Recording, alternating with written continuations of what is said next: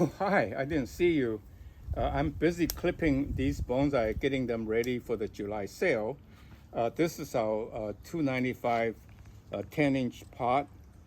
This is our 495 12-inch pot.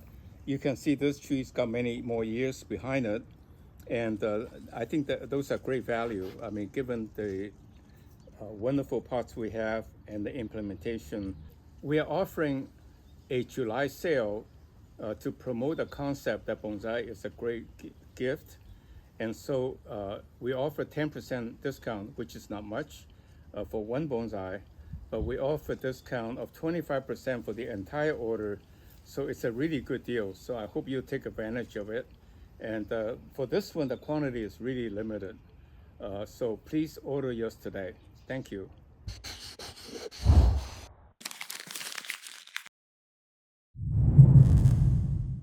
Hi, I'm miltonchang of Bonsaiheirloom. Today I would like to show you how we implement Series 2 bonsai. But before I go on, I want to apologize that my memory played a trick on me because I was in a rush. My elm tree on the rock dropped and broke the pot before I go to a show about a year or so ago. And I found a pot quickly to put it on. I thought that pot has no holes. Actually, one audience pointed out there are actually two holes. So the last video I inadvertently lied that there says no holes in the bottom of the pot. Although I must say the holes in the bottom are pretty much clogged, blocked by the rock. But nonetheless, there are actually drainage holes in the bottom. Anyway, moving on today, I'd like to show you how our bonsai trees are made before we sell it to you. In this case, it's 295 and 495 trees in 10 and 12-inch pots that are available for sale as a special discount in July to accentuate the benefits of giving a gift of a bonsai and emphasizing giving a tree to your children as a way of teaching them your value system. With that in mind, then, without further ado, I'll show you what goes through in making in this case, a 495 tree. So first of all, this is basically from a cutting, or it could be from a cutting, and it's grown in a nursery pot after it got to a certain size of sapling. And then what we do is that we use a very porous soil using starting point as our pescadero sandy loam. And to that, we add compost so that the soil is very moist, they grow fast in a growing pot. And then we take it out of the growing pot. What we do is that we take a sapling and grow it in a growing pot and put soil using our sandy loam plus some degree of compost.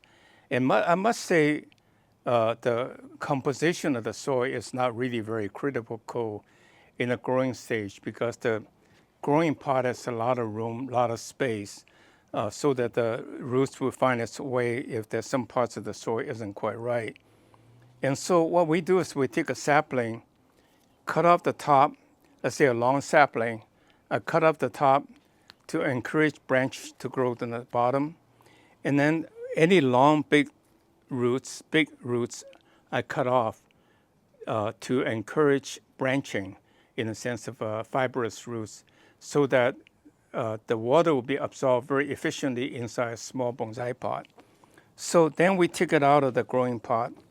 You can see this tree happened to be a double trunk.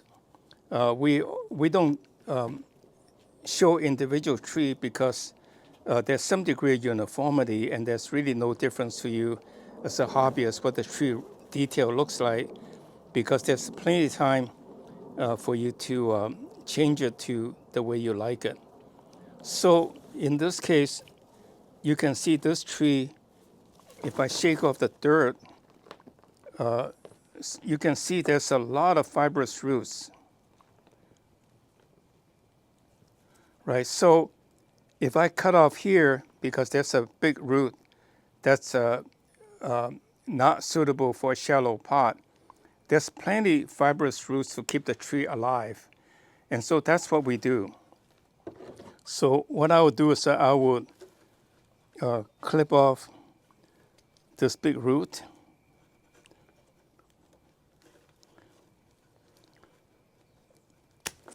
You see? And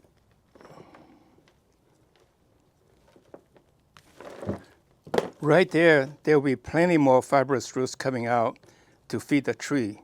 And so with that then, you see now the tree can fit into the pot, right? Not protruding too much. And like this is protruding, but it's got a root attached. So what I'll do is I will let it grow because it will continue to feed the tree. And I push it down a bit, hopefully it will be kind of the soil level, which it is. And so that will feed the tree very nicely. So that's how I put in the pot. Now, before I put in the pot, what's uniquely bonsai heirloom is that we have a root pruning screen. Oh, hi. I am just enjoying my bonsai with my cup of coffee. Since you're here, I want to tell you about our bonsai sale in July to promote the concept that bonsai is a great gift because it will serve as a daily reminder of your thoughtfulness. So this is our standard Series 1 295 trees in a 10-inch pot. And this one is a 495 trees. We're just starting to offer it. And in a 12-inch pot, the quantity is extremely limited being a startup company. It takes many years to grow these trees. So please order yours today before it ran out at the 25% discount for more than one tree for the entire order. That's a really good deal. So enjoy your bonsai. Hopefully you'll take advantage of the sale.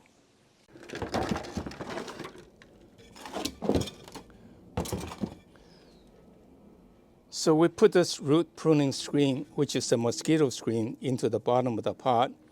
And this way, the roots, instead of curling around, it will go through the mesh and get broken up into fibrous roots, which again minimizes the need to ever repot it. And please notice that this pot has small drainage holes. We think it will be plugged, and a little hump. And that little hump will help retain water. That's our original patent application design. And since then, we modified to eliminate this hole in the middle, but put holes on the side. And so you can see this is our way of implementing, essentially reversing the soaking pan into the pot itself. And by soaking pan, I mean it's as simple as go get an aluminum tray and put the pot in it. So when you water it, water will go into this baking pan for a few hours to let the pot soak up the water to keep the root ball moist, even if it got dried out at one time.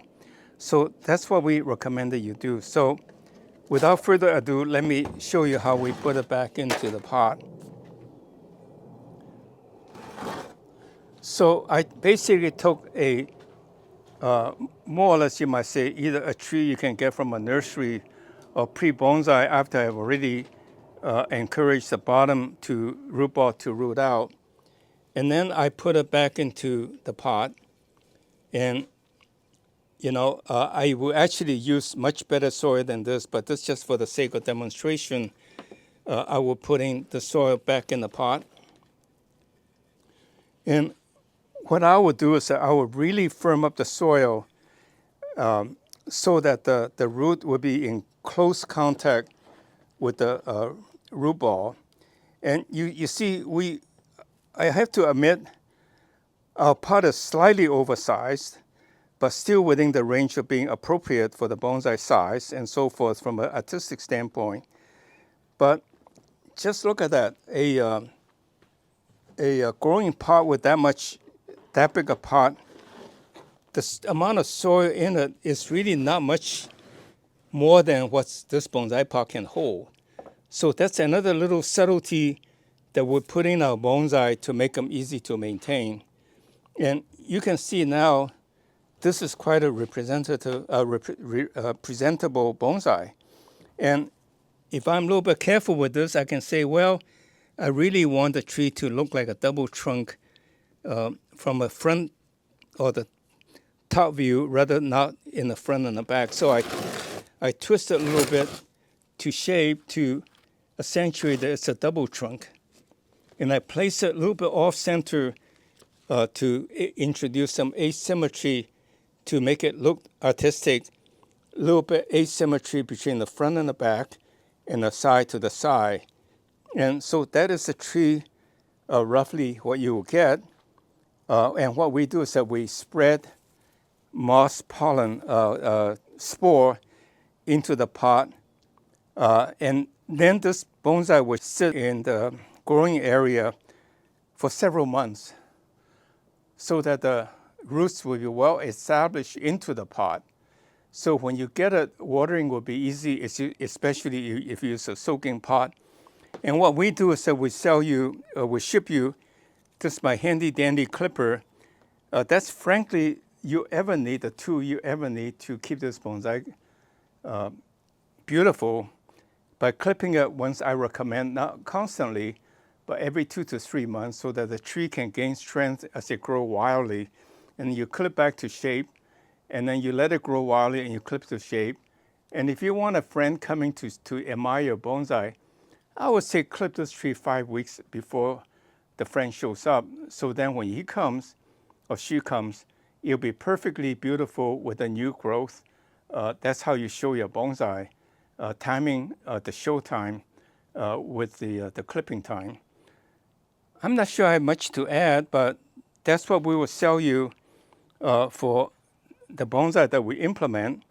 And the point is that you can get these trees right now on sale, but you know that the tree will gain magnificence over time as you clip it. Like this tree, obviously, I tilted it and played with it.